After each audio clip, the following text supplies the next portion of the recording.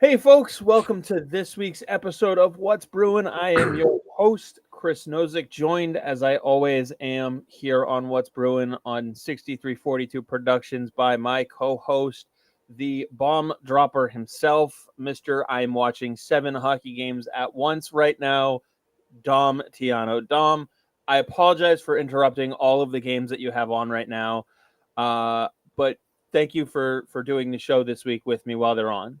Oh, not a problem. I love talking hockey.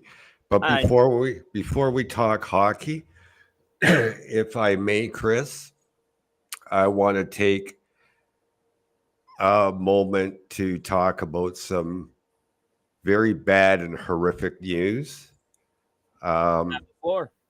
as a lot of people know that are watching or will be watching this, I live in a small city in Ontario called Stratford.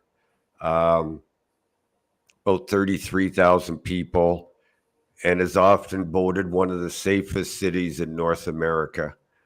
And last Thursday night, Friday morning, we had a mass shooting in town. It's sent shockwaves through the city.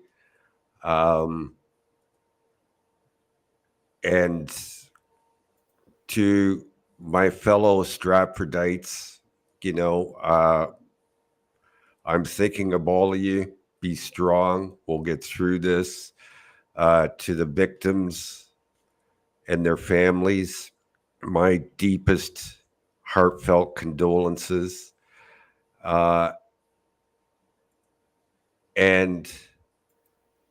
you don't often hear people say this, but to the brother of the shooter, who I've known for 40 years, my heart goes out to you, man. I don't know what you're going through.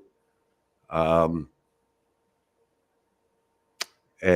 that's all I got to say about that. Dom, I don't think I could have said anything to add to it. And as Kevin says, oh, wow, I'm so sorry. I think we all are. And we're all hoping for the city, the recovery. And like you said, for the families, all of them. That's never news that you want to hear. Never anything good. And I think that's one thing that, despite all the discourse, and we sit here every week and we talk about hockey, but despite all the discourse, whether it's arguing back and forth about a third line center or anything else, I think there's some stuff that we all agree on, and that stuff is it's preventable, it's unnecessary, and it's just tragic. So hopefully everybody recovers and heals in the ways that they need to. Obviously, everybody kind of handles that stuff differently. And I think everybody watching, listening later on, whether they knew about it before or not, is sending their regards to you and everyone up there. So appreciate you. I know it's not always the way that you want to start things off, but I appreciate you taking the floor and kind of explaining everything. And, like I said, we're all thinking about you as well. Obviously, you have a connection to it. So, I'm sure plenty of people have reached out, but, as publicly as possible, we're all here for you. So I appreciate that, Chris. absolutely. And as Kevin says, happy Taco Tuesday. Yeah. Jumping right in with the food. So Taco Bell just opened up 2 weeks ago here, so I don't go anywhere near it. and thoughts and prayers from Bear Force One as well. So I think we'll get a few more of those comments coming in. I feel free to send them in. Dom will see them all. I'm not going to read all of them, but I'm sure that a lot of folks, everyone, sharing those sentiments. So it definitely is a weird way to start off a program, and there's no way to transition into hockey. But I know you're sitting there with 4, 5, 7 games on at the moment. Well, I got 2 on. One is live, watching Finland and USA, and I'm rewatching Canada from last night because I kept dozing off. So right now I just got two. I could have a third one on, but then I won't be able to concentrate on the podcast. It's funny how you sit there and with three on, you wouldn't, a fourth one would make it so you can't concentrate on talking about hockey.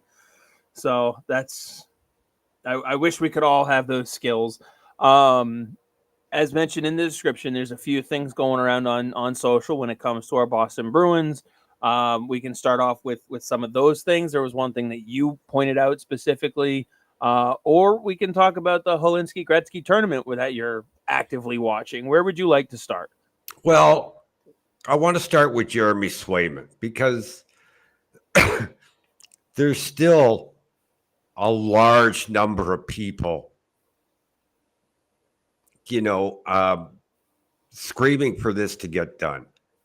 And, I put it out on Twitter 3 weeks ago that I didn't think anything was going to get done until this tournament is over, because right now, Don Sweeney and the whole front office staff, scouting department, excuse me, is in Edmonton watching this tournament. It's the start of the preparation for the 2025 NHL entry draft. Not to mention, Swayman himself is overseas at David Pasternak's wedding. Yeah, not much getting done right now. It's summertime, folks. People have lives. It'll get done when it gets done. Yeah, definitely a frustrating thing. I know you see it just as much as I do. Anything Bruins related, yes, of course, pointing out the hat that you are wearing. Nice hat. Sentiments all around. Every time something, even, and I'm sure Court gets this on the videos and stuff that he posts, no matter what you post, the immediate response is, great, get Swayman done. Why isn't he done? Just get Swayman fucking signed. And it's like, they will. Like, so... Oh, Court says he knows someone at the wedding. Oh, Court knows a lot of people. Is it Swayman, Court? Is his contract done and we're just waiting on it? Come on, Court. Give us the inside scoop. I'm sure they are. What? Wait. I want to ask Court one question. Is Bruce Cassidy at the wedding? That's an interesting question. Because Jake DeBrusk is not there, so it's safe for Bruce to go. Think Jim Montgomery's there? I don't know. Haven't seen pictures of him. We'll get more into Jim Montgomery a little later on, presuming we have time. So I see the discourse as well, and I don't know if Court says yes. I'm guessing that's to the Bruce Cassidy comment. I figured he'd be there. And then amen, probably to the discourse about comments being mentioned. Just get Swayman done and all that stuff. People need to chill the fuck out when it comes to that Swayman contract. It will get done. Even if they're quote unquote very far apart, it's realistically not probably as far as it seems when the media says they're far apart. It's relative. And, people sitting here going, oh, get the 8x8 done, and it's not that hard. Oh, it's not that easy. No, it's not. It's not crazy complicated because these guys know what they're doing. Both sides are professionals, and they've done it a million times over. It's more complicated than just going 8x8, we're done. But it's less complicated than what it would be for us doing it for a first time. Right. I'm not worried about it, though. I'll worry about it if it's not done by training camp. That is when I will start the worry meter from 0. Right. We'll go up a little bit here and there, and we'll check in on that meter if it does start to. Right now, the meter's not even on. We'll put it that way. Yeah. So, some of the other things I know you pointed out. We've had a couple of conversations where people have said that Poitras needs to start the season in Providence because of his size, and yet everybody expects Lysell to make a push for the team. I Yeah, love how you it's pointed out that they're very similar in size. actually with the weight that Patra's put on, he's actually got 10 pounds, at least 10 pounds on Lysell right now. Oh, probably, yeah. Probably closer to 15. But, there's people making adamant arguments that because of size, Matt Patra has to start in the AHL because he's going to get thumped in the NHL. And I said last week on this very show, so sending him down to the AHL where there's more goons, more guys playing that style because they want to get to the NHL and are going to take liberties on him. He's going to be safer down there. And then 2-3 days later, the same people that are saying that he's got to go back to the AHL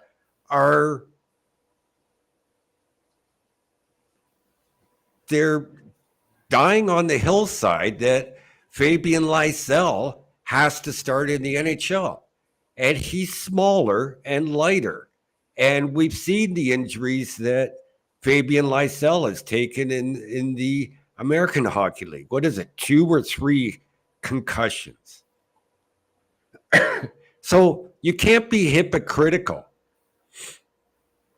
I mean, they could try. We'll just call him out every single time. So, and Kevin chiming in says the same people whining oversized are the same ones asking for the Bruins to trade for Connor Garland, who's 5'10", $165. So he's actually closer to the size of Fabian Lysell than he is to Poitras. And then Court says, my dad was 5'4", played for 11 years. Size doesn't matter. It's not. It matters to a degree. If you're ready and able to compete in the NHL, your size doesn't matter.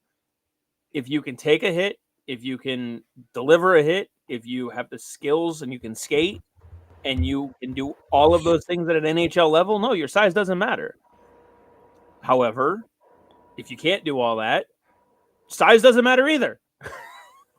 No, the other beef that I have, this is the one that really irks me.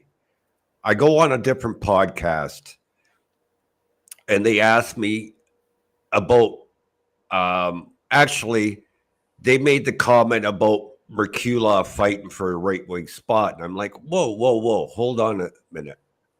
For second line right wing. I said, I've gone back, I've watched video, I've watched full games of him in the American Hockey League, back to the USHL, back to Russia, and he has never played right wing.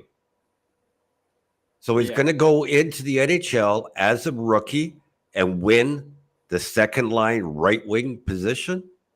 It just doesn't make any sense. But then, that person asks another host on a different podcast his feelings on it. Okay. Then that host goes on a fourth podcast and mentions the guy that I called out about it, bringing this to his attention. It's like, so now it's a vicious circle. Yeah. And the guy who's been telling you for months is left right out of it. I will say this because there are people making the argument that Patra, Lysell, Merkulov have to be given an equal shot. And they will be. I've maintained on it. That's why I refuse to do line combinations, because we haven't even seen 1 day of training camp. Okay? But the guys fighting for right wing are Fabian Lysell, Trent Frederick, Morgan Geekie, and a lot of people are penciling in Justin Brazeau. Those are the guys fighting for second line right wing, not Georgi Merkulov. Georgi Merkulov is fighting Matthew Patra for 3 center. He may have a leg in on left wing if Trent Frederick wins the second line right wing position. Right. Those are Georgi Merkulov's options. He's not beating out Trent Frederick. He's not beating out Morgan Geekie. he might be able to beat out Fabian Lysell and Justin Brazeau. Okay, but he's not fighting for that position. He will be given an equal shot to 3 center over Matthew Poitras, and he will be given an equal shot to Max Jones and Tuft and all those guys that they brought in for left wing if Frederic gets that 2-line right wing spot. Like, come on, people, grow up. Yeah, and Court says, I think Freddie gets it, meaning that second line right wing spot. And yeah, I think when I first heard it, that perked my ears up. I never thought he had played right side. Now, that being said, in the preseason and in a couple practices, can you toss Merkulov over on the right side and say, hey, could this work? And if it, you could try it. I'm not ruling it out, but to your point, I have no expectation whatsoever for him to flawlessly make a move that he's never, ever done before and do it at the NHL level. I just don't see it happening. Again, could you try it if, you have an injury or, we know how much Montgomery likes his lines in a blender. So to see what happens if he makes that transition over there and he gets some right wing time with somebody, okay, I'm not against it. You want to see if he can do it, sure. But to expect him to be a top, this guy played 4 games last season at 3 games at 3C last year and 1 at 4C, and he could not compete at the NHL level. He just wasn't ready for it. And now all of a sudden we want to bump him up to the top 6 right side wing that he's never ever played before. It's just it sounds stupid. It really just sounds stupid. I do agree with Court though. I think Trent Frederic is the unspoken favorite. I know a lot of people want it to be Lysell. I would love it to be Fabian Lysell. And if that's the case, if you end up with Lysell on the right side and Frederic on the third line left wing, then Jeremy's point here is probably right. Merck probably gets traded at some point this season because it's just not going to work. Unless he beats Poitras out and Poitras goes to the American Hockey League. Right. But they're not sending Matthew Poitras to the AHL because of size. The Boston Bruins are not doing that. No. Their ideal situation would be him between Trent Frederic and Morgan Geekie. And I think between those two guys, he is your better option. Listen, there are aspects of Georgi Merkulov's game that I absolutely love. His shot is amazing. I think he can be a good left wing in this league. I think he can be a good center in this league. He just doesn't, last week we talked about players who fit your timeline. He's not one of them. He might not be one of them, and that's okay. Mm-hmm. Teams will get a look at him. The good news is he doesn't have to go through waivers, so you can send him back down to the AHL this year and have him light it up. He'll look good down there, and teams will want to trade for him. Mm-hmm. And you very well could have a very, very valuable asset at the trade deadline, potentially with cap space. Yeah, exactly. Oh, let's see. Kevin also says Freddie has played all 3 forward positions with the Bruins. Absolutely. Let's see. He's been my pick from the jump. Talking to Court about Trent Frederic. And then best case scenario per Kevin is that Lysell gets it and flourishes. Worst case, Freddie and Morgan Geekie work it out. Either way, you'll be okay. And I wouldn't even call that a worst case. Yeah, I think your worst case scenario, I think Kevin's partially right, is if you have to put Morgan Geekie on that second line right wing. I think that is the scenario you want to avoid the most. Yeah, I couldn't agree with you more. But who knows? He may come back looking great after last season, right? Yeah. Oh, no, I fully expect a solid season out of Morgan Geekie. I just think of all of your options for right wing 2 next to Coyle and Marchand, I think Morgan Geekie is your weakest option. I think he doesn't have as good of an actual shot on goal as Trent Frederic, nowhere near as good as Fabian Lysell. But if you get to a point where you have Marchand, Coyle, and Geekie as your second line, that's probably going to be a heavy shutdown line. Yeah. Or they'll get the heavy shutdown minutes. Yeah, exactly. Yeah, that'll be the line that you use to shut. It'll probably play more like a third line, trying to shut down the opposition, and then you'll end up seeing, probably Freddie, Poitras, or Merkulov in the middle, and then at that point you might be looking at a Brazeau or someone like that. Let's see. Kevin also said that Geeky could take a jump and be a solid middle six option for the Bruins the way Craig Smith was. We don't know yet. Camp is going to be very telling. I don't think Morgan Geeky's offensive ceiling is as high as Craig Smith's was. That's just my opinion.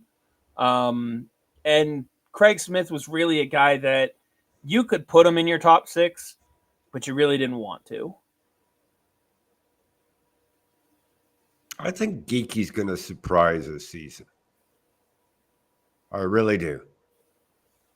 As far as point production, yeah.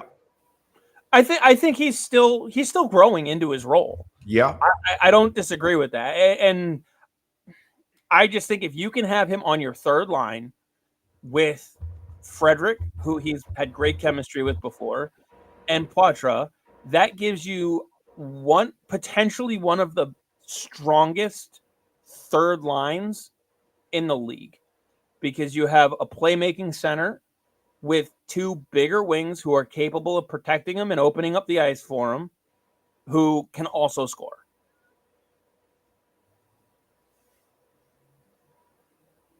Yeah, I mean, that's the line I'm pushing for, but with an asterisk, because we haven't seen anything from training camp yet. Correct. Ideally,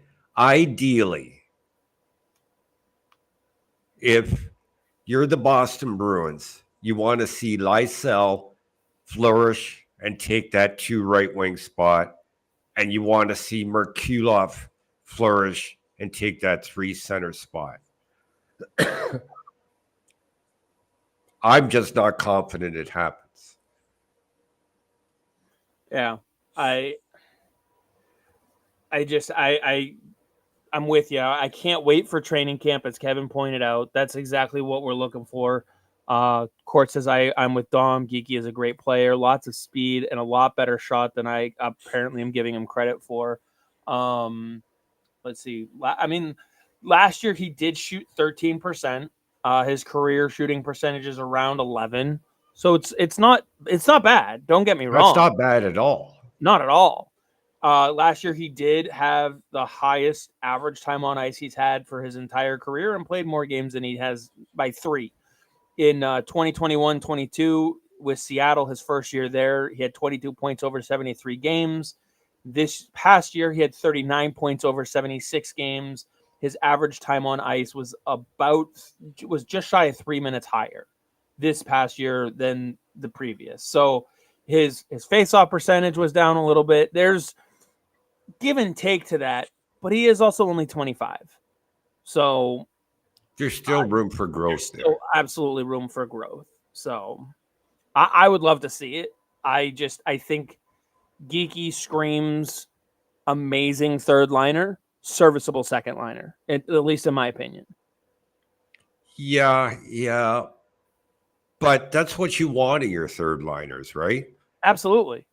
I think putting him as your second line right wing versus Lysell, if Lysell can get where he should, Lysell's the preference. Yeah. Like I said, ideally you want Lysell and Merkulov to make the team, and at the expense of Poitras. Yeah, I will say this. There is no way that we're going to see 2 of Merkulov, Poitras, and Lysell on the same line. No. It's not going to happen. Not going to happen. Not at the NHL. If this was San Jose, maybe. But, we got to remember that Jim Montgomery is without a contract. They promoted was it Sacco? Joe Sacco, and they brought in Jay Leach. So Montgomery needs to win. He absolutely needs to win because he wants another contract. So he's not going to play Merkulov, Lysell, or Patra, 2 of the 3 on the same line. It's just not going to happen. Do you think, real quick, and I'll just get to Kevin's comment first. He says, all we need out of that 2 right wing is 20 goals and maybe 50 points while playing responsible hockey. I feel both Geeky and Freddie could accomplish that. I give the edge to Freddie though. I don't think we need massive point production from that spot. I do think Kevin's right. About 20 goals, 50 points, somewhere in that range. Ideally, you can get 60 out of that spot. I think they'll both get 20 goals, even if they're on the third line. I was going to say, if they're centered by Poitras on the third line, I think they should still both get 20 goals. Yeah. I don't think that's what's going to stop them. I think Lysell, on the other hand, maybe not right away, but he has the potential to be a 25 goal scorer on that line. Give you a couple extra. But he's more of a playmaker than a scorer. Merkulov is more the scorer. I think Lysell could help Marchand and Coyle score more. Yeah. Could contribute to an additional 5 goals out of that line, if not more. Yeah. It definitely seems like Lysell would be a better fit stylistically with those other 2.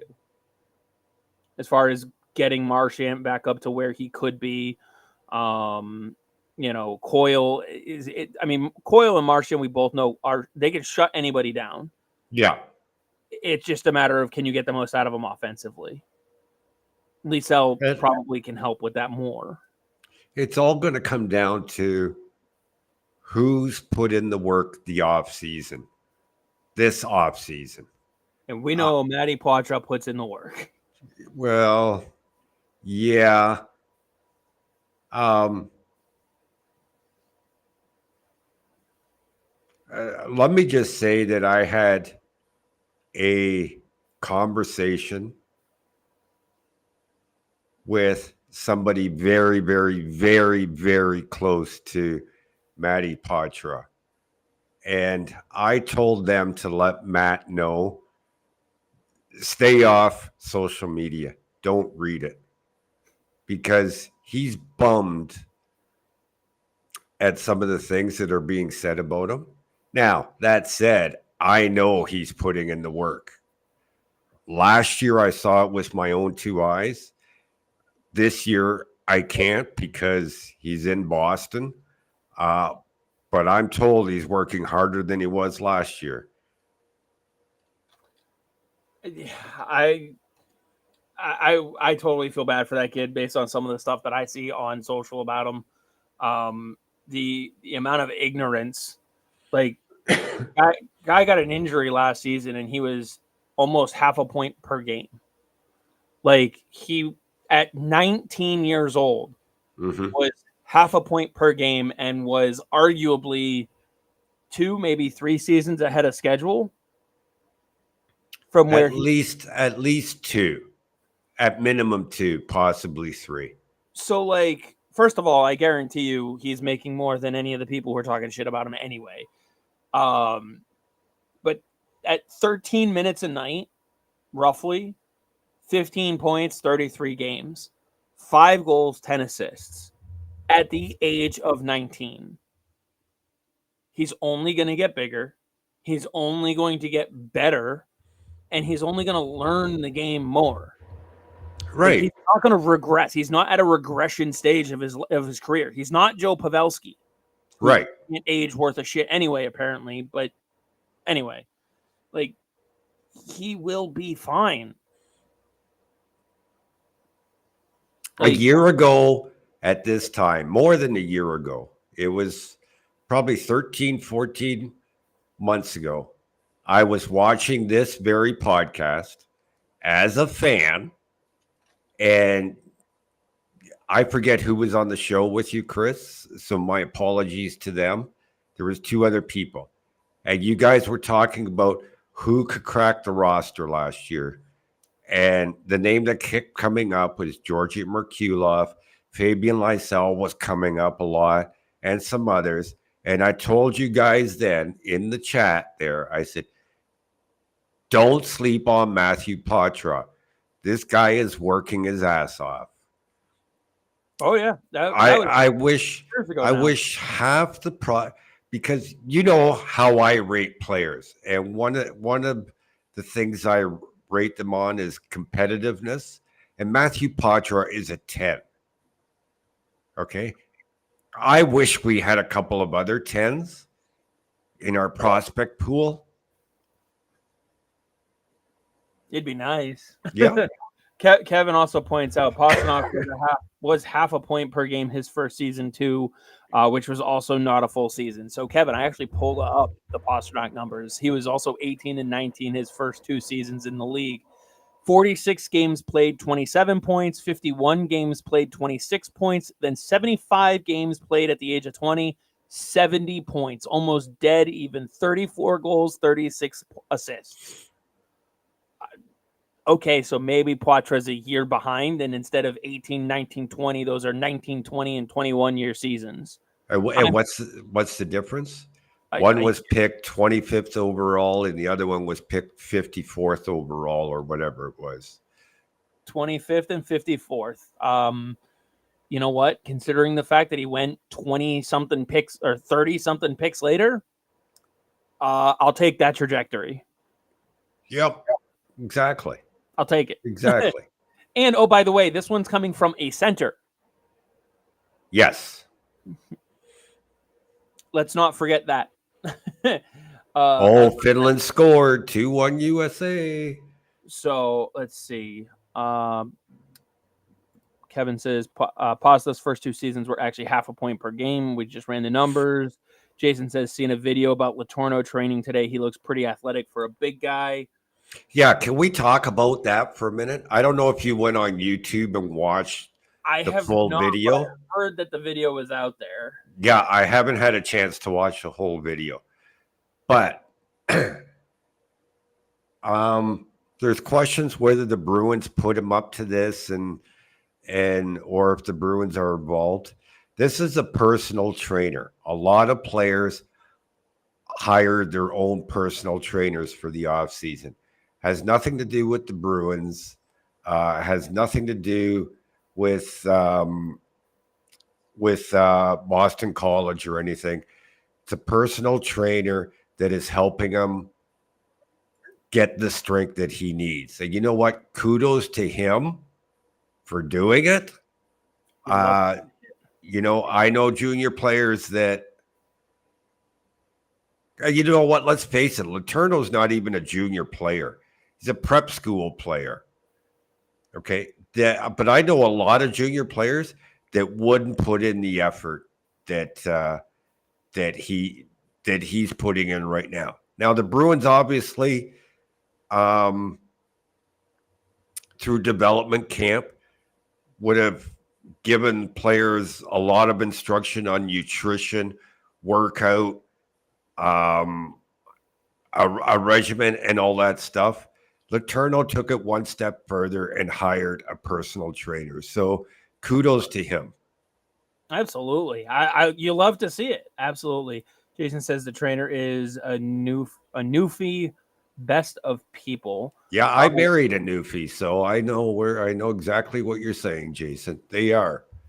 I did want to get back. I didn't forget about it. There was a comment back here. We were talking about Montgomery before and totally got off topic on that.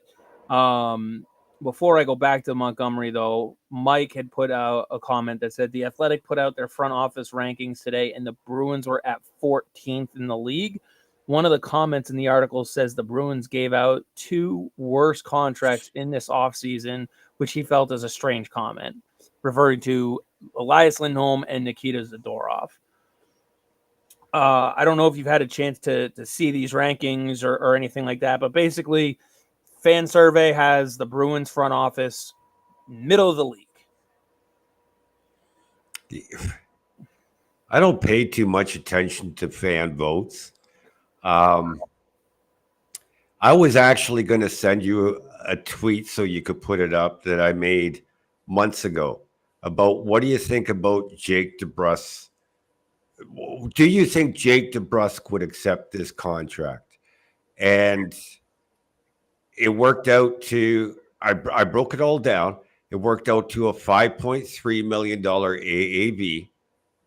And most of the replies were, no, he's going to get a lot more than that. What did he end up getting? 5.5. Yeah, 5.5. Okay. The difference was the years. 4 years. The Bruins were not going to give him more than 4 years. But the vast majority of people said to me, no way he's going to get a lot more than that. You know, I can go back to over a year ago with Trent Frederick. You know, 75% of fans thought his contract was going to come in between 1.5 million and 1.9 million. I broke down the numbers smaller, but between 1.5 and 1.9. Less than 10% of the people came in at over 2 million.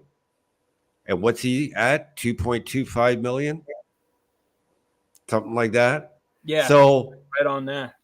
Fan votes are great, but I never put much value into them. Never. I think 14 is extremely underrated because it is. You know, I know the people who are making those votes are still the people who can't get over 2015. That's what I would tell you. The people who have them knocked down at 14th, that means some people had them really high, some people had them really low. Yeah. Because it's got to be an average. The people who put them really low are the ones who are still bickering and bitching about 2015 draft. The ones that are putting them real low are Toronto fans because they scored worse amongst Bruins fans than they did outside Boston fans. Yeah. The Bruins' own fans rated them worse than everybody else in North America. I don't get it. I really wouldn't be surprised if we saw somewhere in the ballpark, you know, because Swayman obviously is going to be the, you know, if Swayman was under contract and it was a good contract, that would be a lot higher. I think the timing also doesn't help. Court wants to know, what will Brad Marchand's next contract be? Well, it's funny because I wrote about it last week, and then Court did a video on it this past weekend. So with Marchand, it all depends on term. If it's a 1-year deal, it's going to be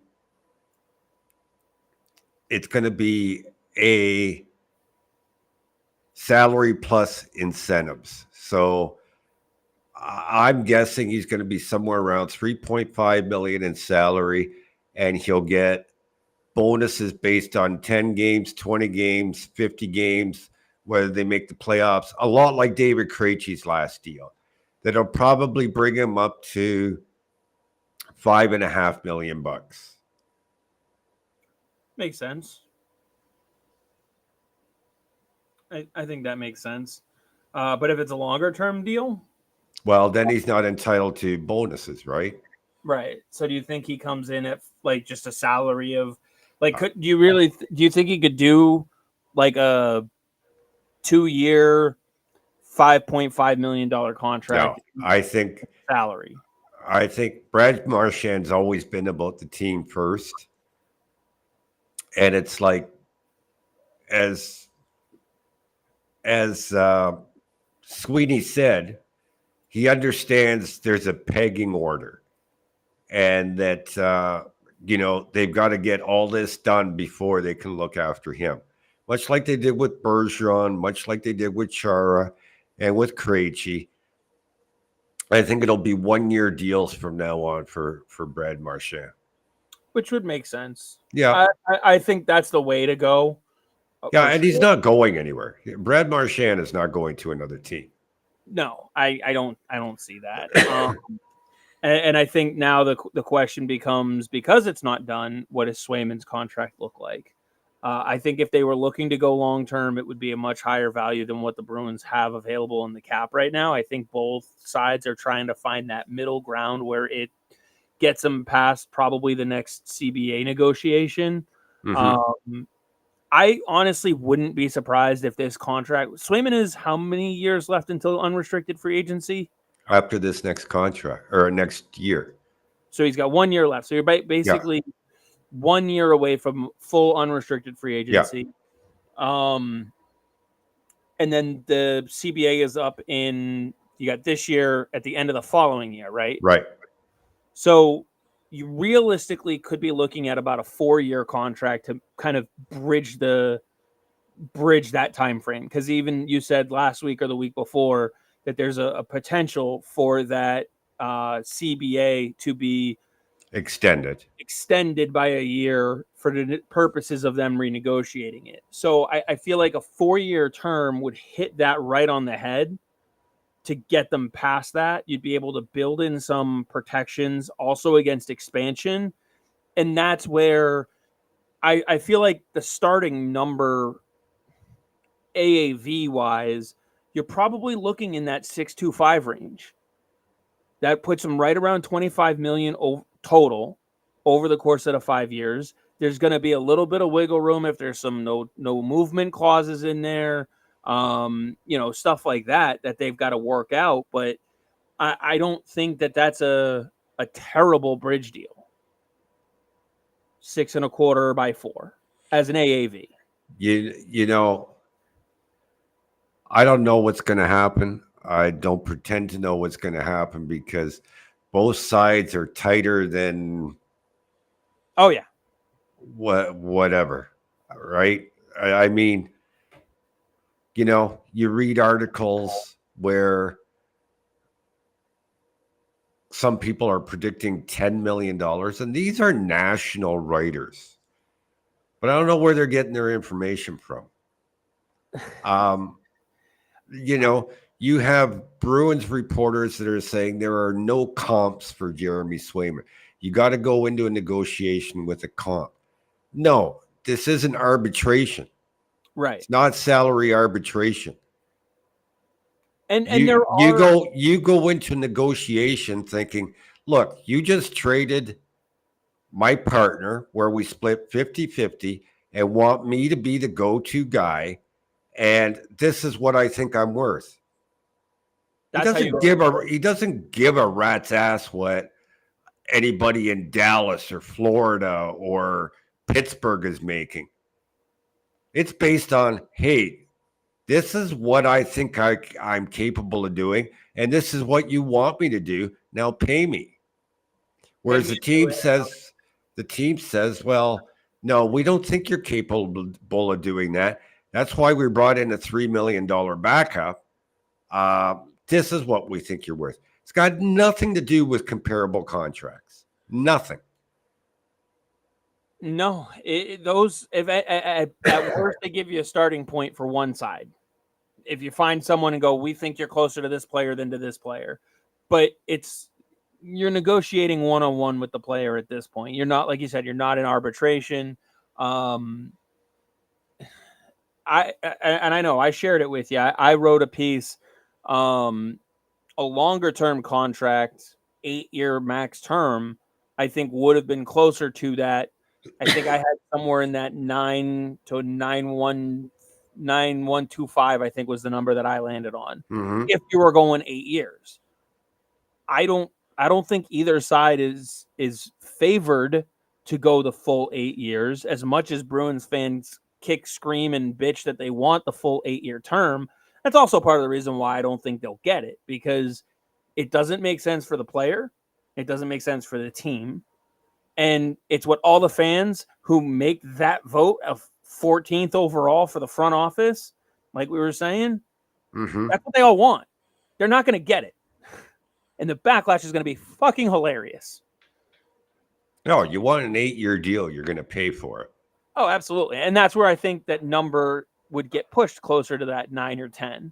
However, on a 4-year deal, a 3, I mean, you could see this, a 6.25 AAV on a 3-year deal. Yeah, Bruins are pushing their luck if they do that. That's what I'm saying is I think you can get them into at least a year of unrestricted free agency. You buy one of those years. Maybe this pushes closer to 6.35. I don't know. But that I think is the ballpark that you're looking at being in. Let's see. Court says more people read your article than watched my video. That's not true. I was just say, Court, I don't know. I think you underestimate how lazy people are when it comes to reading. Yeah. So he has the best deal in hockey his whole career. Talk about Marchand.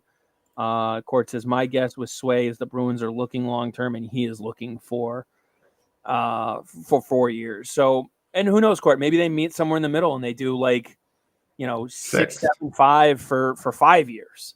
Like that works. That would work for me too. And I don't see why it wouldn't work for both sides. Mike compliments Court on the video. Marchand taking some team-friendly contracts. It was a great video. And where was it? Oh, Jason back here says, I'm excited about Zadorov. They've needed a guy like him since Boychuk. Well, funny thing about Zadorov is they almost didn't get him. Really? Well, yeah, they had to let somebody else go in order to sign Zadorov. So,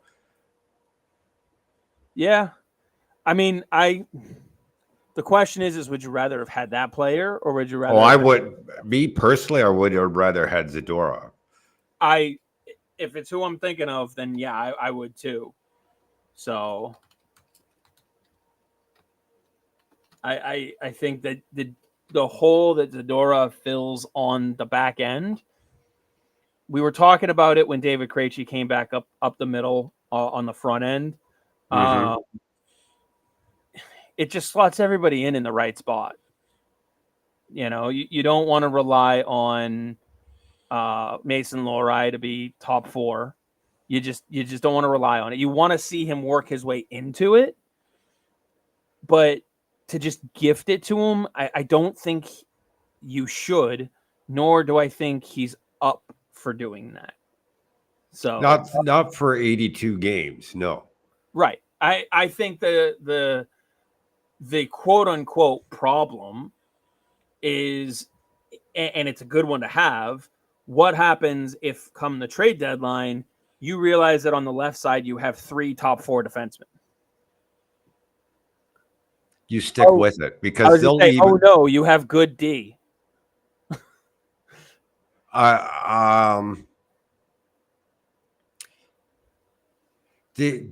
way it breaks down is you can count on McAvoy, Lindholm, Zadorov, Carlo, and Lohrei being very, very close in time on ice.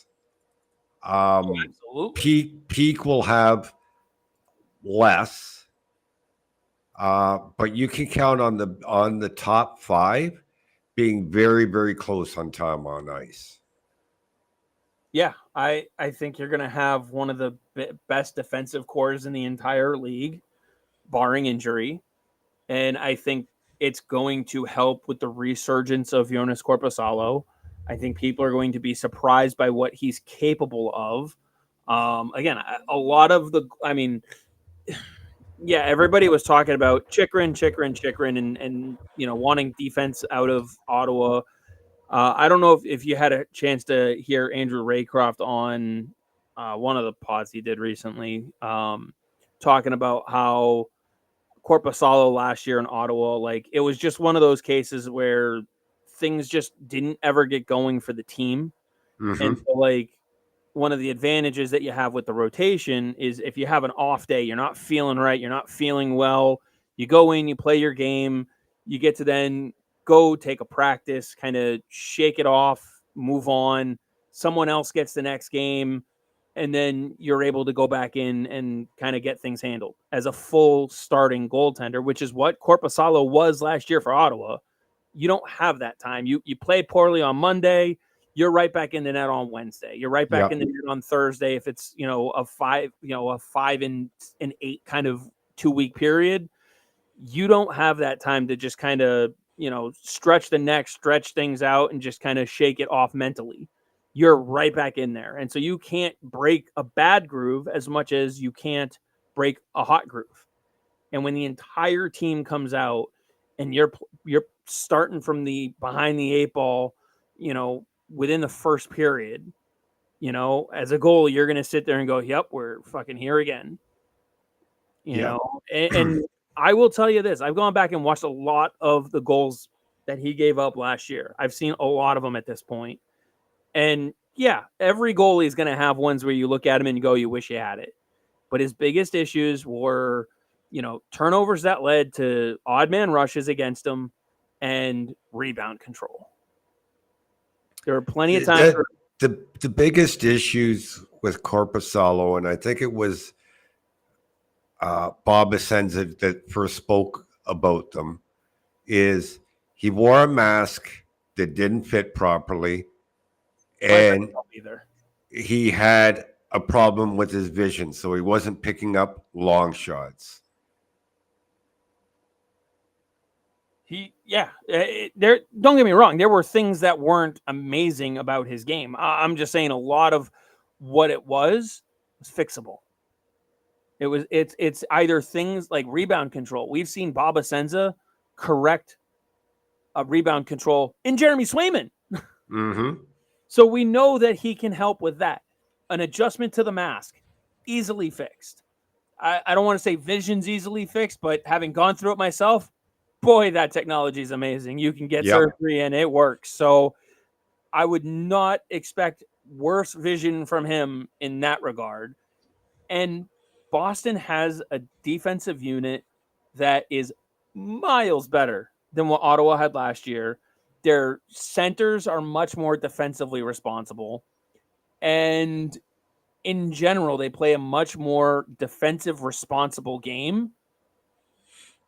I really don't think you're going to miss you'll get a little bit of a slow start probably from Korpisalo. You remember when Linus Ullmark signed that first year, he was out of the gate a little slow.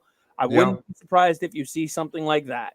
Getting his feet on. I think the difference, though, the difference between Boston and Buffalo and Ottawa is Boston still plays a zone defense, which makes things easier for the goaltender. Absolutely. Whereas Buffalo and Ottawa play man-on-man coverage, which can lead to your goaltender scrambling sometimes. Mm-hmm. And it doesn't help with those odd man rush situations that saw a lot of in Ottawa. So at Court, just getting caught up on a couple of these. Court says Zadorov is the better choice. I will miss my Swiss Army knife, though. Well, it's either in your pocket or just remember Morgan Geekie is elite and still on this team. So you still have a Swiss Army knife. DM says, would you like to see Zadorov or Lindholm play power play 1 over Charlie? Wow. You know what? They're both left shots, and I still think you need a left shot defenseman there. Oh, the U.S. just scored 3-1. I would like to see Zadorov for the shot. I'd like to see Lohrei for the playmaking ability. How's that for an answer? It is the most diplomatic non-Dom answer I think I've ever heard. There you go. I think there's a reason to play both of them, and I really think it's going to come down to who works better with the rest of the unit. Does the rest of the power play unit, because you got another shooter in Pastrnak, so maybe you don't need the shot that Zadorov has to offer. Maybe you need the playmaking ability of Lindholm more. However, maybe you find out that having Zadorov at the point and Pastrnak down low, both of whom on the same side of the ice who can rip it, maybe that's more helpful. Let it play out. Let's see how the unit looks with both of them. And after, maybe 10, 20, I'd say 10 games, maybe 20, 25 power plays total, see how it looks. And of course, some of that can be done in preseason as well. Shaz jumps in and says that's going to be the challenge for Swayman that he'll have this year is not having the rotation. It's not the defense in front of him. Shaz, I do think with Korpisalo on the roster, having been brought in, I don't think you're going to see them jump from a 40 to 45 game Jeremy Swayman to a 65 game Jeremy Swayman. No, 55 max. That's what he's getting. I was going to say, I think you may see him get there by the time Korpisalo's off this contract, assuming he stays for all 3 years. I think you're 2 years minimum away from seeing Swayman touch 60 games. I think he's far enough away. Glad to know that DM likes our answer to the power play question. Jason wants to know, with DeBrusk and JVR gone, it'll be interesting to see who plays net front on the power play. Well, here's one for you. Nikita Zadorov. Yeah, that could work. I was going to say Trent Frederick. Frederick will work too. Zadorov played net front for the London Knights. Yeah, so he's got power play. Yeah. And that always helps. Let's see. Mike says Court had a great video. Looks like the same comment from earlier. Power play is going to be interesting. And we've seen them win a cup with a worse power play than they had last year. So it's only going to hopefully be better. We saw them win a cup with no power play. Yeah, no kidding. Remember when they brought in Thomas Caberlet and he was supposed to fix everything and all it did was worse? Yeah. Let's see. Bear Force 1 says Korpisalo may have a better year with the Bruins than Ullmark does with the Sens. I wouldn't be surprised by that. I really numbers wise, maybe, but numbers don't necessarily mean better year. Fair. I do like the combination that they have up in Ottawa with Ullmark, a proven number one. That's the other thing too, is Korpisalo wasn't as proven of a number one as Linus Ullmark is now. So you're going to have Linus Ullmark, who's ready to take that next step too, because he had the full weight behind Buffalo. Then he came here, was a split starter, and now he's going back to a full-time starter. But he's got a good friend of his, a former teammate, and Anton Forsberg with him sharing the net. And so he will have, we saw the bromance between Swayman and Ullmark. He will have someone else he is very, very close with in that net too. So he's going to go in. He's going to be comfortable. He will play very, very well for him, again, barring injury. And, Forsberg's going to push him. Forsberg's looking to reestablish himself. He's coming off the double ACL tear. Yeah. So Mike has actually a really good question. Will Beecher be at risk at this year for the number 4 center? Would he be a liability is my guess? No, a risk of losing the spot. Okay. I think so. It's possible. Is it likely? No, but I think what if you have to have Brazeau in the lineup because he does so good on the power play? Then you've got Kostelic and Jones, who have different traits than Beecher, like the physicality part, that could bump him. Now, I wouldn't want to see Beecher as the 13th forward. So in that case, if that were the case, I'd send him to Providence. Yeah. Let him play, and he's a first call-up kind of guy. Yeah. But is there a risk? Yeah, there's a risk to him. There's a risk to Patra. There's even a risk to Max Jones and Mark Kostelic. Yeah, their contracts don't scream, keep me out of AHL. Yeah. So, it's who wants it the most, who's putting in the time, and who fits together too. Just because, Kostelic might be better than all of them, but if you have better production from a group of Beecher, Jones, and Brazeau, again, Montgomery doesn't have a contract coming out of this year. He's going to go with the players that are going to produce the way he wants them to, the ones who are reliable night in and night out. They may not even be the best producers. If he can pencil you in for X minutes, X fuck ups, which would be 0, and PK, which Beecher has the advantage over Kostelic, Brazeau, Jones. Well, Jones can kill penalties. I would say he had the advantage over Brazeau, but Brazeau then brings in the power play opportunity. Right. So you've got to weigh them all. And Sweeney did tell Kostelic to get in touch with Joe Sacco this offseason and talk to him about PK because he's got to learn how to PK. Yeah. And again, if he wants it enough, he will put in the work. Kostelic could end up being your 13th forward to start. Yeah. If they see what they like out of him, but he's just not ready to kill penalties, then you could see Beecher, Brazeau, and Jones on that fourth line to start with Kostelic as the 13th forward.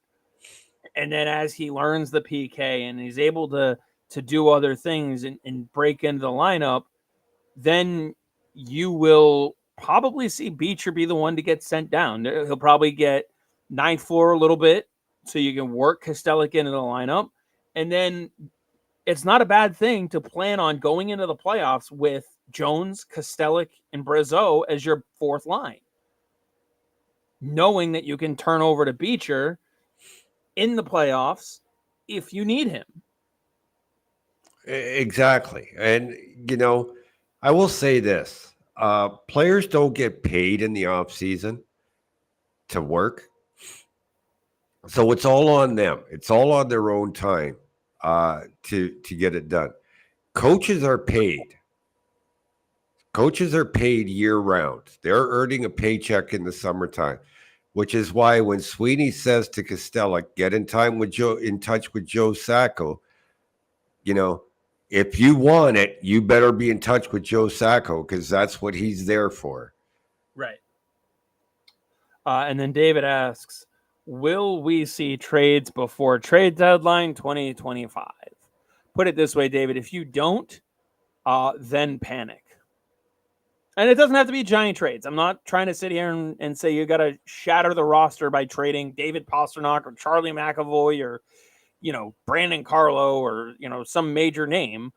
But yes, you will see some trades made by this Bruins team before the deadline. Well, how long before the deadline? Before the deadline. A week? I can see trades happening in November if things aren't working out. Right. It all depends on where the team is at. If they start out the season 18-2-0, they're not making any trades till trade deadline. If they're 9-9-2, they're looking. Right. And also depends on where's the deficiency too, because if they're 18-2-0 and you've got Lysell playing that top right wing spot and he's got, 7 goals in 20 games and 5 assists, you're not looking for a right wing on the second line anymore. Right. There's just so many variables when it comes to trades. You get it'd be nice to be able to give you an honest answer and say yes or no, but it's just impossible. I'm saying yes because even if they make some sort of depth trade where it's, Mark McLaughlin and a pick for some other AHL prospect, they're going to do something. I don't know. I think there's too many variables to suggest they're going to do anything. I'd be shocked if they don't. I wouldn't. But crazier things will have happened. So if I'm putting a bet down on betting app A, B, or C, and the options are yes or no, I'd put my money on yes. Yeah, but I don't know how you can say that in August. I'm just taking the odds. That's all. It would Well, probably be a negative bet, to be honest with you. right, but Minus betting. we're not here to make bets and take the odds. We're here to No, give them an honest answer, and the honest answer is we don't know. there's too many variables. Like if the question asked if they're in this position or this position or this position, can you see them making a move? Yeah, but to ask if we can see them making a move, I don't know, because I don't know what position the team is in. Right. Like I said, if they're 18-2-0, they're not making a trade. If they're 9-9-2, they're shopping. Oh yeah, and if they're 9-15-1, yeah, They're definitely shopping. They're definitely shopping. They may be selling at that point. It's going to depend on how they look for sure. Also, what happens if someone breaks their leg and you're out a significant player? Mm-hmm. You know, the rest of the team is playing well enough, then you start your shopping. You know, if that person's a forward, maybe you're picking up the phone and calling Columbus asking about Patrick Laine. No, he's going to Minnesota. Depending on what's going on there. I was going to say, I've heard Minnesota's name mentioned. Is that just trying to figure out the logistics as far as you know? Exactly. Gotcha. Let's see. David says, I guess who's available indeed August. I'm optimistic Bruins start out well. Well, I don't know if they're going to start out as well as last year. Jason also says if Lysell and Merkulov have bad camps, they might all be on the team. That's true. Let's see. And then Mike says, wonder if Lysell and Merkulov are in Boston training this offseason. I know we had talked about Lysell. I think he went back home, right? Yeah. But I think he's back now. Is he already back? What do you have any idea about what Merkulov decided to do? No. But Merkulov left Russia long ago to play in the USHL. Yeah, he's not going back to Russia in the middle of a war. I don't think. That's my guess. Yeah, probably not. That would be a what we call an educated guess. So, I did want to circle back. I mentioned it before. Obviously, we'll wait for a few other comments and questions to come into the chat here, but I did want to ask you. We were talking about Montgomery before, where he's come up a couple times. Yeah. We mentioned Leach is on the staff. We mentioned Sacco was promoted. What do you think it looks like if the Bruins need to start considering a coaching change during the year?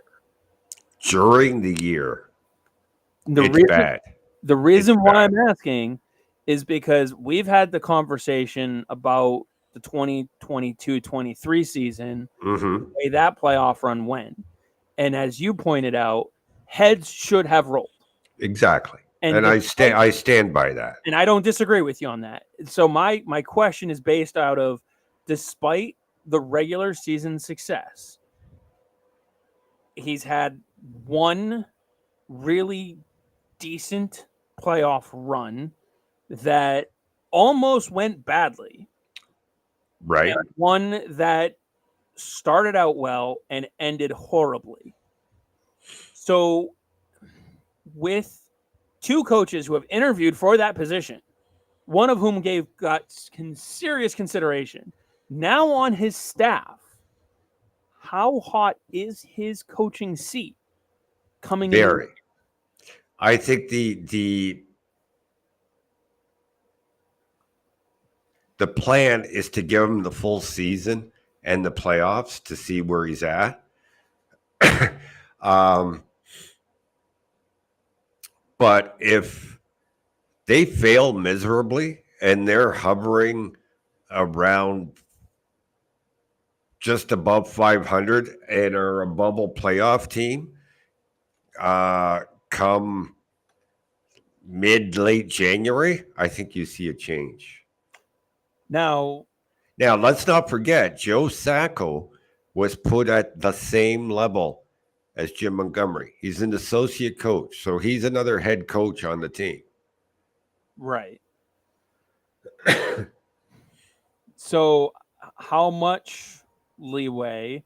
Because last year, was it last year? They rattled off like what was it to start the season they went last year? It was freaking ridiculous. I'm trying to It pull it was up. it was better than the year before when they set the record. Yeah, Was they it were not? 4-9. Let's see, 1, 2, 3, 4, 5, 6 in a row, a loss in OT, then 3 in a row. In their first 15 games, they had 3 losses. 5 in their first 20, and 1, 2, 3 of them were in overtime. Yeah. So they came out with their pants on fire last year. First of all, I don't know if they can do that again this year, right off the bat. It was almost historically hot of a start last year for them. However, they really, I have their record from last year. They had 1, 2, 3, 4, 5 stretches of 3 consecutive losses or 3 or 4 consecutive losses. And the first one came November 24th, 25th, and 27th to Detroit, the Rangers, and the Blue Jackets. That was a bad losing streak. And they followed it up with a 3-game rip of the Sharks, the Leafs, and the Blue Jackets. Now, okay, the Sharks and the Blue Jackets, fine. But the OT win against Toronto was squeezed in there as well. When it comes down to it, he's on a short leash. He's got to be. He's on a short leash. He really has to be. And I'm with Court. Cassidy never should have been fired. It would certainly be a very interesting alternate universe if he was still here. That's for damn sure. I will also say I like David's question here. He said, which roster in the Atlantic has improved the most this summer? Not including the draft? I'm guessing that's probably what he's referring to. If we're including the draft, Montreal. If we're not including the draft, Boston. Yeah, I would probably go with those answers if we're looking specifically at just our division. I do think that Tampa got worse. Florida got worse. Florida got picked apart. They got worse. Detroit, it's improved, but not enough. Buffalo is always going to Buffalo. He says not including the draft. So Boston. It's Boston. I really want to dive into it some more, but I am not totally against saying what I said last year about this team. They could win the division. They could. Anything is possible. Let's see. Court says the only thing that would have changed had Bruce been stuck around would be that DeBrusk would have never rescinded his trade request. Krejci would have come back. So agree 100%. And David is asking if Montreal is a playoff team. I don't think Oh, you made me choke there, David. No, not this season. This season, Buffalo is more likely to make the playoffs than Montreal. This season. It's still a long shot for both. And Ottawa is more likely than Buffalo, and Detroit is more likely than Ottawa. Yes. I would agree with all of that. As weird as this is going to be, I actually wouldn't be surprised if you saw only 3 teams come out of the Atlantic. Florida, Boston, and Toronto. Yeah, because that Metro, like New Jersey, has really, really improved. New Jersey's got a lot better. Philly showed last year that they're still in it. I don't think it was a fluke that as much as a lot of people do. Goaltending just killed them last year. Goaltending killed them last year, but I do think Fedotov is going to be a lot more comfortable this season, being over here, not having the stresses of having to leave Russia and all that. Urson will settle in a little bit more. Pittsburgh's out. They're out, but they're good enough that they're going to hurt some of the teams they play against. Yeah. They're the team that could cause. Remember, they could be a wild card. They could be a wild card. They could be that team that makes it in as the 5 seed in the Metro. Yeah, and I really like what Philly's done. I like what Philly's done. Carolina is going to be worse, but they're still in there. Yeah, you can't rule out the New York Islanders from the playoff spot or the Rangers. I was going to say the Rangers are probably my favorite to win the division. Yeah, so you're right. You're probably only looking at 3 Atlantic teams in the playoffs. And I guess really the question is are you more confident in, Pittsburgh, Washington, the Islanders, one of those 3, or the Tampa Bay Lightning?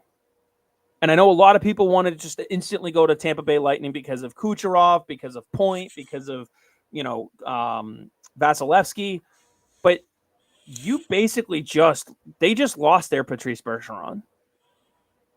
And they didn't lose him to retirement. No. But who did they bring in? They brought in Jake Gensel. To me, I think that's going to be a wash. I bet you Gensel outproduces Stamkos this year. I'll take that bet. Okay. I'm talking in goals, not points. Goals.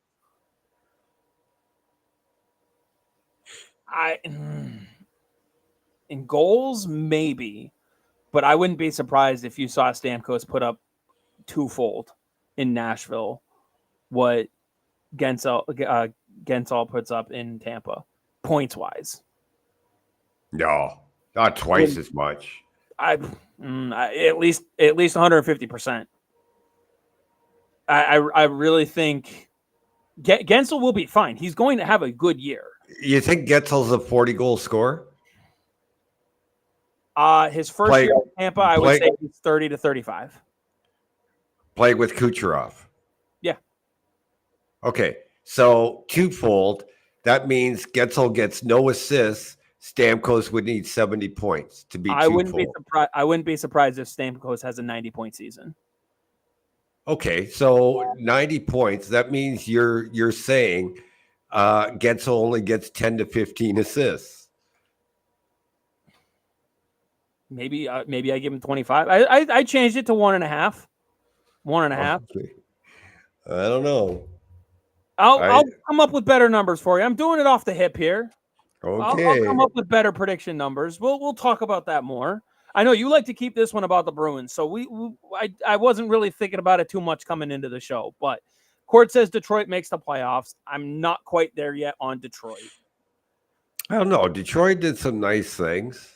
I don't know that I think the division's going to be in no particular order: Florida, Boston, Toronto. And if you got 5 teams from the Metro making it, that means Tampa and Detroit are both out. Right. Now, don't get me wrong. I think Detroit's going to put up a hell of a fight like they did last year.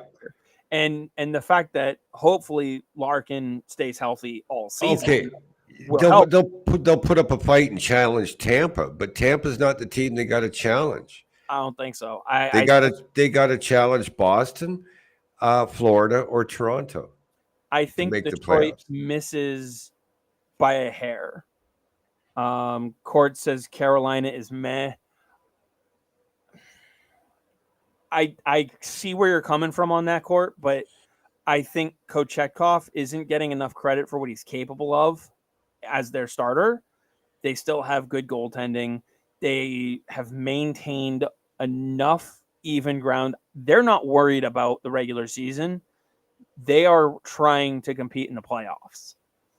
And I think they know that they've lost a lot more than they wanted to, and they're going to come out, and Brindamore won't let them come out slow. Mike says Tampa could be a risk on not making the playoffs. I agree. Court says Tampa's biggest losses on the back end. I agree. 100% I agree. And I really do think Vasilevsky is going to come out with his hair on fire, trying to prove just how much of a fluke last year was.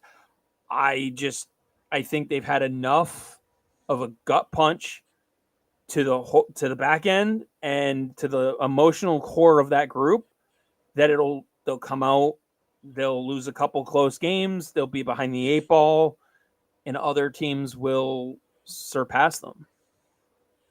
Court says Toronto got worse. I agree. I love David's next question. I'm going to get to it there. I think their worst move was not moving on from one of their core 5 guys, and I'm throwing Morgan Riley in as the 5th guy there. But David says, do you really think Berube will turn the Leafs around? Dom, I'm going to hand this one over. Wow. You know what? Berube is exactly the type of coach the Leafs need. Exactly.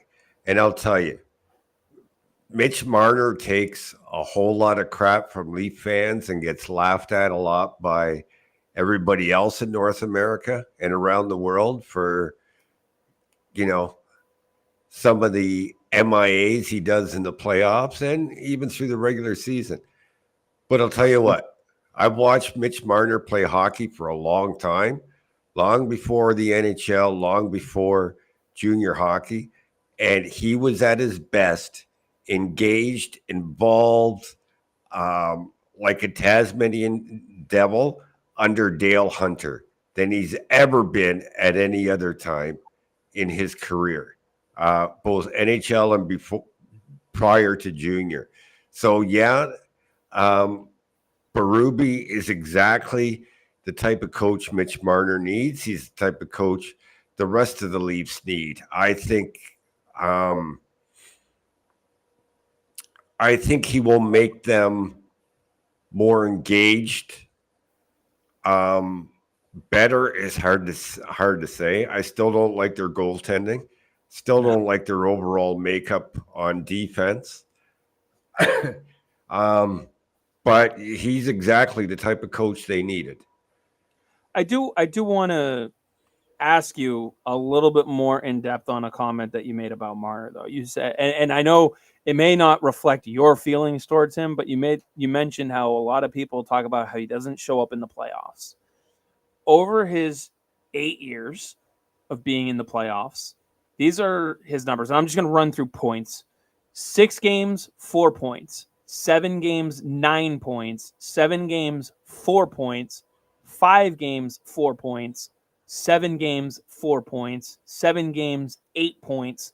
11 games, 14 points. 7 games, 3 points. So in 57 playoff games over 8 years, he has 50 points. He's been a point per game player in the playoffs just 3 times in his career. But he ain't that far shy of it either. No, but I know it's the OHL, but you're still playing against your peers. Go look at his playoff numbers in the OHL compared to his regular season. I guess the point of my question is, can we really say he's not showing up? I didn't say that. I know you're not. I said that's what Leafs fans say. I was going to say, I'm just saying to that narrative. Can we really be using that narrative though? There's some truth to it. He was invisible against the Bruins. Sure, some teams know how to shut him down. But Connor McDavid got shut down for a couple of games by the Florida Panthers. I realize that, but when you have a team of John Tavares, Austin Matthews, William Nylander, and Mitch Marner. Mitch Marner isn't the guy I'm keying on to shut down. I agree. I would expect him to have better numbers, but also the NHL. Right, but like I said. And real quick to David's question here, how about his playoff ice time? He still averages almost 22 minutes a night. His regular season career average for time on ice, just to give you the number, is actually less. It's just shy of 20 minutes a night. So he gets more ice time in the playoffs.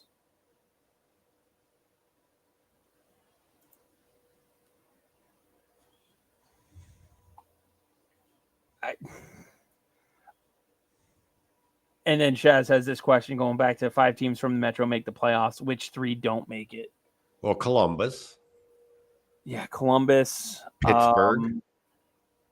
I would have Columbus, Pittsburgh, and Washington. Probably Washington. Well, yeah, Washington. I think.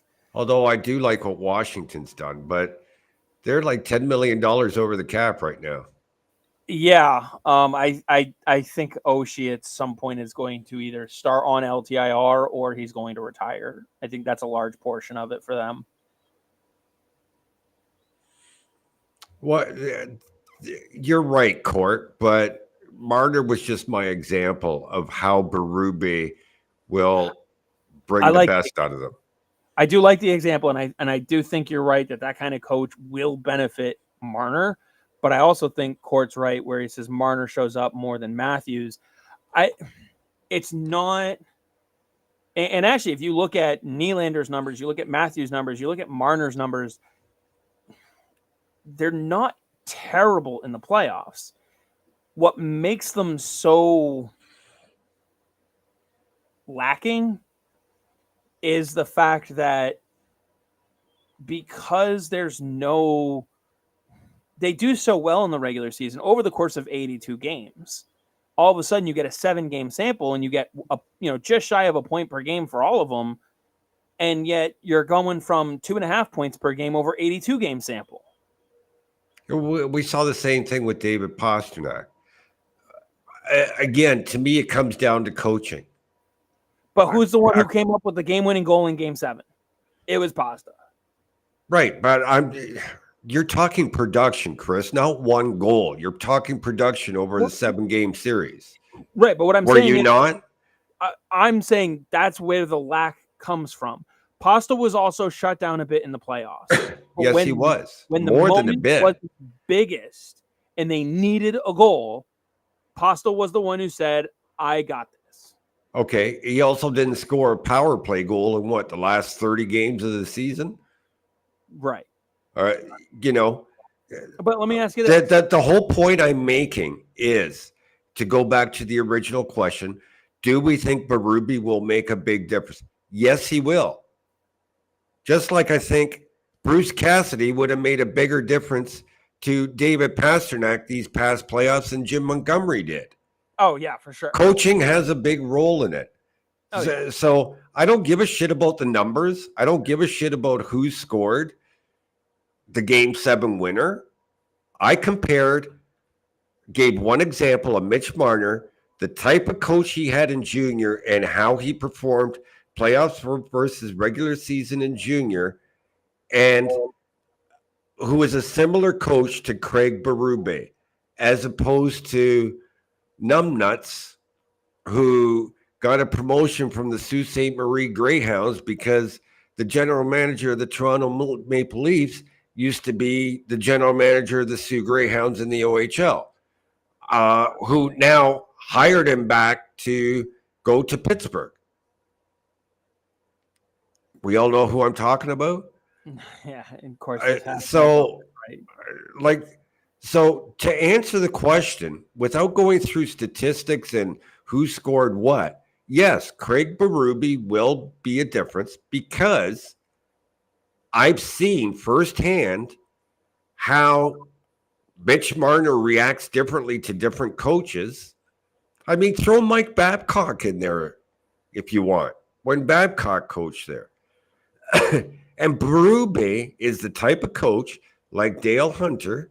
I told a story last week about how Dale Hunter went into the dressing room with a former Bruins draft pick and ripped him a new asshole in front of everybody in the dressing room. Craig Berube is that type of coach. And it's not only going to affect Mitch Marner, it's going to affect Morgan Riley, it's going to affect John Tavares, it's going to affect Austin Matthews. Yeah, but is it enough to improve the team?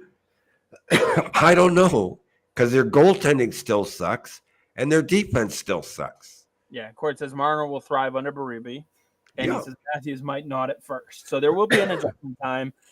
Dave asks, didn't Babcock challenge Marner? Wasn't Yes. Marner the one that Babcock made him make the list? Yep. There was that whole debacle. Court also says Matthew scores in bunches and most of the time when it doesn't matter. I agree with that 100%. Yep. Yeah, he scored. Except he really came to life in game 4. Was it against Boston or was it game 5? I think it was 5. I think he was out for 4. I think that was the game he missed because of Yeah. illness. Or was it game 6? Didn't he miss Or 2 maybe games? it was game 6. He missed 2 games. Yeah. So it was 4 and game 5. 6. Yeah, it was 4 and 5 he ended up missing. So, and then real quick, Shaz, I will work more. We're going to get more into just. I wanted to touch back on this one. We'll get more into the divisions and kind of We already answered that one. that stuff. I know. I'm just saying, like we'll have more of that discussion in future shows and whatnot as we get closer to the start of the season as well. So, just something that we end up doing here. David also says we'll see. Leafs may collapse under the pressure. Let's hope. Well, then it becomes the GM's job to move those players out, right? Not the coaches. Yeah, absolutely. We are hitting the 8:00 hour here, though, on the East Coast. We've been doing this for about an hour and a half. So USA just won 3-1. awesome. Who had the goals? Do you know? I don't know. I don't have the volume up, so I have to go back and watch it over again. It's all right. You got 2 more games to rewatch because you were paying attention to the pod. So 3 now because I got to rewatch this, and then I've got the Canada game on next that I got to record to watch after.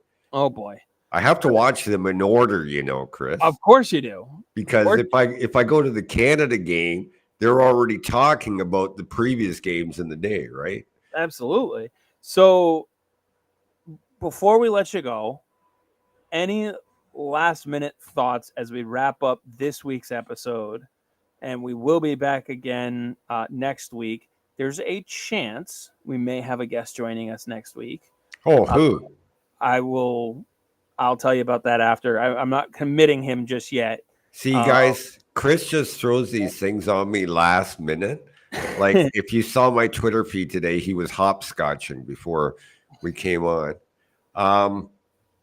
But no, I would say I want to say this, Chris, in terms of last minute things. So the Hlinka Gretzky will be over by this weekend. Okay. Bruins players that are over in Europe at Pasternak's wedding now will be back this weekend. Next week or this upcoming weekend, it's time to keep your eyes peeled for a Jeremy Swayman signing. Doesn't mean it's going to happen, but all this time that we've been that a lot of people have been worrying has been for naught because it was never going to happen before now. Yeah. This coming weekend when everybody's back is the time to start the clock. And even then, I'm still not turning on the panic meter just yet. No. Turn on the panic meter day 1 of training. When's captain practice begin? Do you know? Offhand, I don't. I think official practices start in like 63 days or something like that. So, I'm not even. It's usually 2 weeks before, right? Something like that, yeah. So I'll put it this way: I'm not even looking for the panic button switch just for another month. I'm not even thinking about it at all. It just there's no deadline. There's nothing that sits there and says this has to get done right now. And maybe they've agreed to just sit there and say, okay, we're going to start captain's practices on, whatever, September 16th. So let's sit down on the 11th and start from where we left off and try and hash it out in that week. Okay. What other business does Boston have right now, other than your point, watching prospects at this tournament? I think there's this. Then get a roster prepared for the Prospects Challenge in Buffalo. Yep. because by my estimation, I think we touched a bit about it last week. There's going to be a lot of invites. Yep. Then after that, there's really nothing. Yeah. There's really nothing else on their play. Oh, they have to get a play-by-play replacement for Jack Edwards. But that's not really a Sweeney and Evan Gold thing. No, but they'll want a voice in it. Sure. Right? They'll maybe it falls more under Cam, Chris. I don't know.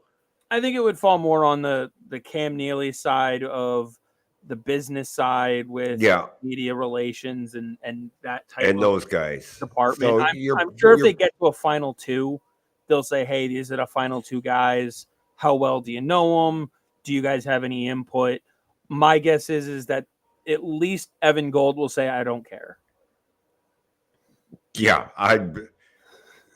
you know what? One day we got to do a show just on Evan Gold. Oh, 2 weeks out. We'll do that one 2 weeks out. Emergency next week if we don't get our guest. Okay. How's that sound? Sounds good to me. Awesome.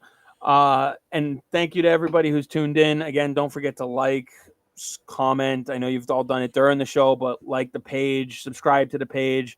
You'll see that little bell icon. That allows you to subscribe. We're on YouTube, Twitch for live. We are trying to hash out some stuff on Twitter. There are different terms for Dom being in Canada, me being here in the US. So we've got $15.99 a month plus 13% tax. So $20 a month. I wonder if it changes if you log in down here and sign up for it down here. So that means getting a VPN and all that shit, and I don't know how that works. I'm just hoping Kevin says he'll pick up the tab and pay it for me. Well, he's too busy buying food, so. Well, yeah, I don't want to cut into his food. What do you call it? Food allowance. Food allowance, yeah. Food allowance. The stipend. Taco Bell gives him some free burritos every once in a while for the shout out. Oh my God! So I wouldn't doubt it. Yeah, I wouldn't doubt it if he goes up to Taco Bell and says, "Listen, I go on podcasts and I talk about Taco Bell all the time. Can I get a free burrito?" And they probably give him one. Yeah, they give him the little itty bitty one that's like $1, and they're like, "Sure." Oh my God! I've never stepped foot into a Taco Bell. Never. Try to avoid it if you can. Yeah. Again, I want to thank everybody for tuning in. We do have some more stuff. I got a lot of stuff in the works with Puck Off. I just recorded the first official episode of season 5 with my good friend Dylan James, used to be my co-host. We talked a lot about the Nashville Predators and the moves that they made. So for some more on Stamkos and Marcia So and those guys, check that out. And appreciate the kind words, Bear Force and David. I hope everyone here has a great night. Turn on that Hlinska-Gretzky tournament if you can. And with that, all I have left to say